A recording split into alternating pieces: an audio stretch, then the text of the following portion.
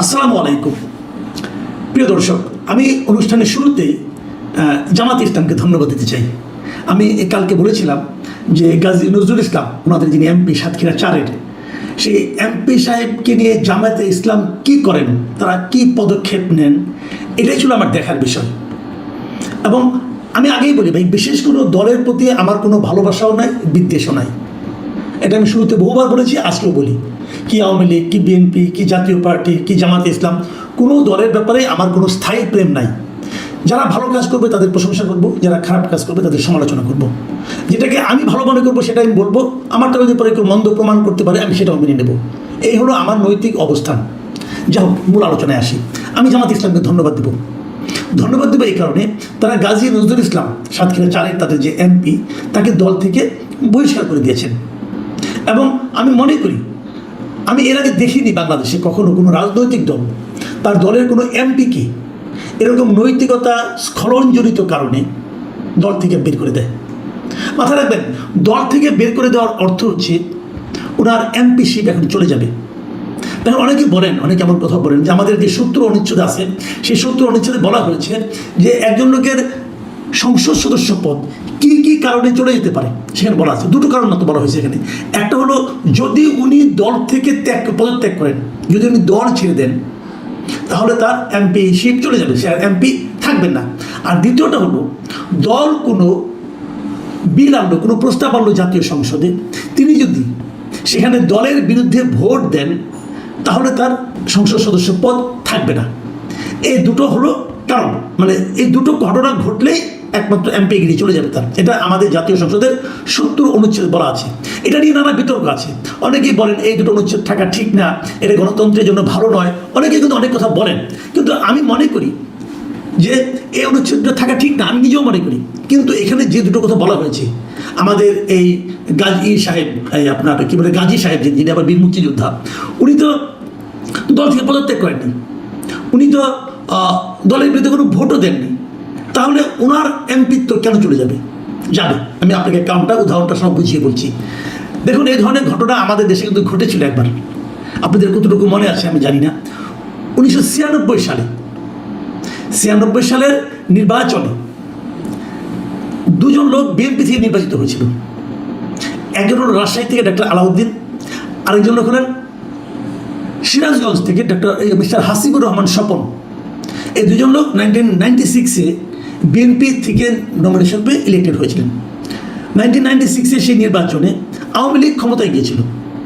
তো ক্ষমতায় যাওয়ার পর এই দুজন বিএনপির লোক, এরা বিএনপি থাকা সত্ত্বেও আওয়ামী লীগের সঙ্গে যোগাযোগ করে এবং আওয়ামী লীগ তাদেরকে মন্ত্রী বানায়।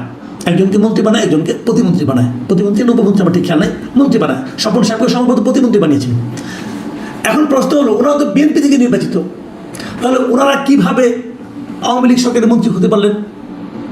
দল তখন প্রথম বলা হয়েছিল যে আওয়ামী লীগ একটা ঐক্যমত্যের সরকার করেছে, সেই ঐক্যমত্যের সরকারে তারা যোগ দিয়েছে, এটা বলা হয়েছিল। কিন্তু এই দাবিটা আওয়ামী লীগের পক্ষ থেকে করা হয়েছিল। কিন্তু বিএনপি করলো কি, তাদের দুইজনকেই তাদের দল থেকে বহিষ্কার করে দিল। এটা একটা আলাউদ্দিনকেও বহিষ্কার করে দিল এবং হাসিবুর রহমান স্বপনকেও বহিষ্কার করে দিল। এখানে একটু বলে পূর্ব ঘটনা একটু বলি। এই আলাউদ্দিন সাহেব কিন্তু মূলত আওয়ামী লীগেরই লোক ছিল। উনি অনেক আগে থেকে আওয়ামী লীগে ছিলেন, আওয়ামী লীগের অনেক বড় নেতা ছিলেন। কিন্তু 96 নির্বাচনের আগে ওনাকে আওয়ামী লীগ মনোনয়ন দেয়নি। না দেওয়াতে উনি বিএনপিতে যোগ দিয়েছিলেন এবং বিএনপি থেকে নির্বাচিত হয়েছিলেন। নির্বাচিত হওয়ার পর উনি আবার আওয়ামী লীগে জয়েন করেছিলেন, আওয়ামী লীগের মন্ত্রী হয়েছিলেন। কিন্তু বিএনপি দুজনকে পরে আওয়ামী লীগের মন্ত্রিসভায় যোগ দেওয়ার পরে বহিষ্কার করে দেয়। এখন বহিষ্কার করে দিলে আপনার ইলেকশন কমিশন বলে যে এই দুজনের আসনই শূন্য হয়ে গেছে। তার মানে কি হলো, দল বহিষ্কার করে দিলেও এমপিশিপ চলে যায়। ওই ঘটনা একটু বলে দেয়, অনেকের আগ্রহ থাকবে। পরে কী হয়েছিল? পরে উপনির্বাচন হয়। সেই উপনির্বাচন যখন হয়, সেই উপনির্বাচনে কিন্তু ডক্টর আলাউদ্দিন সাহেব আবার জিতেছিল, কিন্তু হাসিবুর রহমান স্বপন সেখানে হেরে যায় আওয়ামী লীগের বিদ্রোহী প্রার্থীর কাছে। আওয়ামী লীগের প্রার্থী হিসেবে নির্বাচন করে, কিন্তু আওয়ামী লীগের বিদ্রোহী প্রার্থীর কাছে তিনি হেরে যান।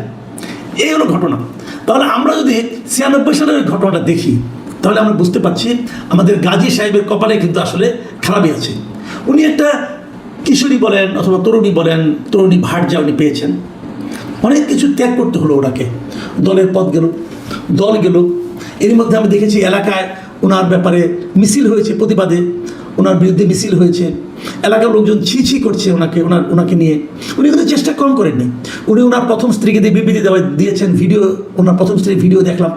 ওনার প্রথম স্ত্রী বললেন তার স্বামী শরিয়া মোতাবেক নাকি বিয়ে করেছে, যারা তার ভিডিও ছড়াচ্ছেন তারা মানে অন্যায় করছেন, তাদের ব্যাপারে উনি আইনগত ব্যবস্থা নেবেন। ওনার দ্বিতীয় স্ত্রী, যেটা আলোচিত মরিয়ম বেগম যিনি আছেন, তিনিও দেখলাম একটা ভিডিওতে আজকে দেখলাম উনি বলছেন যে আমরা বিয়ে করেছি এবং আমাদের বিরুদ্ধে যা নাকি আমাদের ব্যক্তিগত ভিডিও যারা প্রচার করছে তাদের বিরুদ্ধে ওনারা ব্যবস্থা নেবেন। এত কিছু করেও শেষ পর্যন্ত শেষ রক্ষা হলো না। আসলে ওনার শেষ রক্ষা হওয়ার কোনো কারণ নেই, কারণ উনি একটা করে মিথ্যা বলছেন আর ধোয়া খেয়ে যাচ্ছেন। আজকে সকালে প্রথমে আমাকে, আমার এক পরিচিত লোক, উনি আমাকে একটা অডিও রেকর্ড পাঠিয়েছিলেন। সেটা হলো আপনার দৈনিক আমার দেশ পত্রিকায়, আমার দেশের রিপোর্টার সম্ভবত, উনি যে কাজে ওনাদের বিয়ে পড়িয়েছেন তার সঙ্গে কথা বলেছেন এবং তার সঙ্গে কথা বলে ওই কথাবার্তাগুলি তবে ডিটেল যদি দেখেন, আমি আমার দেশকে ধন্যবাদ দিচ্ছি, তারা একটা খুব ভালো একটা নিউজ ডিসক্লোজ করেছে এবং খুব ভালো একটা নিউজ করেছে, অনুসন্ধানী রিপোর্ট আমি বলবো এটাকে। তো এই রিপোর্টে যারা দেখবেন তারা বুঝবেন যে আসলে গাজী সাহেব একের পর একটা মিথ্যারই একটা সমস্যা।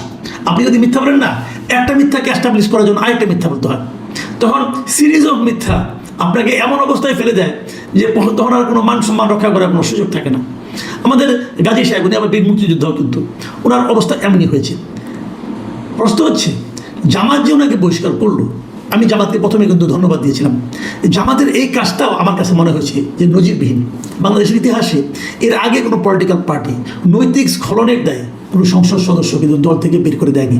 আমার স্পষ্ট মনে আছে আওয়ামী লীগ আমলে, ওটাও একটা ভিডিও আমরা দেখেছিলাম, আওয়ামী লীগ আমলে ময়মনসিংহ এলাকার, সম্ভবত গরিপুর এলাকার একজন এমপি ছিলেন, তার এরকম একটা অন্তরঙ্গ ভিডিও প্রকাশিত হয়েছিল এবং সেটা আরও ভয়ঙ্কর অন্তরঙ্গ ছিল। সেই ভিডিও প্রকাশিত হওয়ার পর আমি ভেবেছিলাম যে এমন একটা লুচ্চা টাইপের লোককে নিশ্চয়ই আওয়ামী লীগ নিজেদের এমপি হিসেবে অব্যাহত রাখবে না, তার কার্যক্রম নিশ্চয়ই তার বিরুদ্ধে দলীয় কোনো অ্যাকশন হবে। কিন্তু আমি দেখেছি কিচ্ছু হয়নি। উনি এমপি ছিলেন শেষ পর্যন্ত। তো এই ধরনের ঘটনা কিন্তু আওয়ামী লীগে ঘটেছে, কিন্তু তারা কোনো অ্যাকশন নেয়নি। এই প্রথমবার দেখলাম জামাতে ইসলাম একটা অ্যাকশন নিল। বিষয়টা কী দাঁড়ায় আমি আপনাকে আবার একটু বলে শেষ করি, বেশি লম্বা করবো না আজকে আলোচনাটা। বিষয়টা হলো এরকম যে রাজনৈতিক দলের কিন্তু একটা দায়িত্ব থাকে জনগণের প্রতি।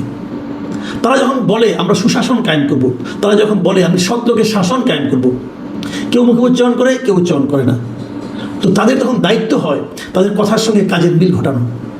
এখন নজরুল ইসলাম সাহেব জামাত ইসলাম কিন্তু পারতো তার পক্ষ নিয়ে এটাকে থাপথুপ করে ঢাকা দেওয়ার জন্য, তাতে জামাত ইসলামের একটা লম্বা ক্ষতি হতো। আমাদের গ্রামে না এই ঘটনাগুলি কেন ঘটে আমি বলি আপনাকে। আমাদের গ্রামে একটা ধরনের প্রবাদ প্রচলিত আছে, নিশ্চয়ই আপনারা বহুবার শুনেছেন। সেই প্রবাদটা হলো যে সেই লোকটা তত বেশি ভালো যার সম্পর্কে আপনি যত কম জানেন। যার সম্বন্ধে আপনি কিছুই জানেন না তাকে আপনি খারাপ বলবেন কীভাবে? দেখুন, গত নির্বাচনের আগে জামাতের পক্ষ থেকে কিন্তু একটা হাওয়া তোলা হয়েছিল যে আওয়ামী লীগ দেখেছেন, বিএনপি দেখেছেন, এবার জামাতকে দেখুন। কেন বলেছিল এই কথাটা? এই কারণে বলেছিল যে আমরা তো জামাতকে আসলে দেখি নাই, মানে জামাত সম্পর্কে আমরা তো কিছু জানি না। যেহেতু জানি না, অতএব তাকে আমরা ভালো মনে করতে পারি। এবং জামাত মাঝে মাঝে একটা উদাহরণ দিত যে 91-এর যে নির্বাচনটা হয়েছিল, যে নির্বাচনে জামাতের সঙ্গে জোট করে বিএনপি ক্ষমতায় ছিল, সেই নির্বাচনে কিন্তু জামাতের দুজন মন্ত্রী ছিল মন্ত্রী পরিষদে। একজন কৃষিমন্ত্রী ছিলেন মিস্টার মতিউর রহমান নিজামী, আর একজন আলী আহসান মুজাহিদ, উনি ছিলেন সমাজ কল্যাণ মন্ত্রী। মানে ওই সরকারের পর যখন 111 গভর্নমেন্ট আসলো, অনেক মামলা মোকদ্দমা হলো দুর্নীতির মন্ত্রীদের বিরুদ্ধে। জামাতের এই দুজন মন্ত্রীর বিরুদ্ধে কিন্তু কোনো দুর্নীতির অভিযোগ ওঠেনি, মামলা হওয়া দূরের কথা। জামাত কিন্তু এটাকে একটা ইতিবাচক উদাহরণ হিসেবে উপস্থাপন করে যে তারা সৎ লোক। ওই যে বললাম কম জানলে ভালো লোক হয়ে যায়। এবার যেটা হয়েছে, ওবার তো মাত্র দুজন ছিল এবং দুজন দলের শীর্ষ পর্যায়ের নেতা ছিল। এবার তো 77 জন, অনেক বেশি, কিন্তু তার সঙ্গে আলোচনা যোগ হলো নারীটারি নিয়ে। এখন এত লোকের উপর তো তারা সেই গ্যারান্টিটা দিতে পারে কিনা। দেখেন, এর মধ্যে কিন্তু আমরা দেখেছি বেশ কয়েকটা ঘটনা দেখেছি আমরা। লোক তো বেশি হয়ে গেছে, সবার উপর নিয়ন্ত্রণ থাকে না, সবাইকে সেভাবে নির্বাচনও করা যায় না। তো এখন আমরা আস্তে আস্তে জামাত সম্পর্কে জানতে শুরু করেছি। যখন জানতে গেছি তখন আমাদের এই গাজী নজরুল ইসলামের মতো লোকরা বেরিয়ে এসেছে। কিছু লুচ্চা বেরিয়েছে, কিছু মূর্খ বেরিয়েছে। যেমন কুষ্টিয়ার একজন এমপি, বিখ্যাত এমপি, আমি নামটাম না বলি, উনি বাজেট বলছেন, বাজেট 6,000 কোটি টাকা হলে ভালো হতো। তো এই ধরনের মূর্খতাগুলো দেখেছি। আরেক এমপি ফ্রিজ, ওভেন, এগুলো, ওয়াশিং মেশিন, এগুলো চেয়ে সংসদের কথা বলেছেন। আরেক এমপি নিজের কন্যা, নিজের আত্মীয় স্বজনকে একটু টাকা পয়সা দেওয়ার ব্যবস্থা করেছেন। আরেক এমপি নিজের বাবাকে মেরে ফেলেছেন, বলেছেন আমার বাবা মা আমার ফ্যামিলি বাড়ির জন্য কতজন মুক্তিযুদ্ধে ছিল, আমার বাবার শহীদ হয়েছে, অমুক হয়েছে তমুক হয়েছে, এগুলি বলেছিল।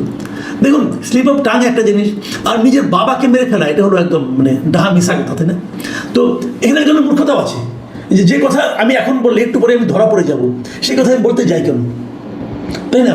তো এই ধরনের কিছু কিছু এখন যেহেতু লোক বেশি হয়ে গেছে, আমরা জামাতকে জানতে শুরু করেছি, আমরা দেখতে পাচ্ছি এখানে প্রচুর লুচ্চা আছে, প্রচুর মূর্খ আছে এবং প্রচুর মিথ্যাবাদীও আছে। তো জামাত নিশ্চয়ই এই ব্যাপারে সতর্ক হয়েছে। তবে আমার কথা হলো এটাই যে অনেককে আমরা আস্তে আস্তে চিনবো, জানবো, পাশাপাশি আমরা দেখবো যে দল কি সিদ্ধান্ত দেয়, দল তাদেরকে কীভাবে এন্টারটেইন করে, দ্যাট ইজ ইম্পর্টেন্ট। এবং জামাত যেভাবে এন্টারটেইন করেছে, এন্টারটেইন মানে যেভাবে ডিসিশন নিয়েছে, পদক্ষেপ নিয়েছে, আমি জামাতকে আবার ধন্যবাদ দিচ্ছি। আমি মনে করি বাংলাদেশের অন্যান্য রাজনৈতিক দলও এই উদাহরণটা ফলো করার চেষ্টা করবেন। যদি কোনো অপরাধ ধরা পড়ে তাকে যদি আপনি ধারণ করার চেষ্টা করেন, ধরেন আপনার শরীরে একটা রোগ হলো, আপনি রোগটাকে যদি চেপে রাখার চেষ্টা করেন, আপনি পুরো শরীর নিয়েই অসুস্থ হয়ে পড়বেন। কিন্তু আপনি যদি ওটাকে কেটে ফেলে অপারেশন করে বাদ দেন, তাহলে কিন্তু আপনি হয়তো ওই অঙ্গটা থাকবে না, কিন্তু আপনি বেঁচে যাবেন। আমাদের পলিটিক্যাল পার্টিগুলোর কাছ থেকে আমরা এরকম সেন্সিবল অ্যাকশন, প্রম্পট অ্যাকশন প্রত্যাশা করি। প্রিয় দর্শক, আপনারা ভালো থাকবেন। এখন এই পর্যন্তই। আল্লাহ হাফিজ।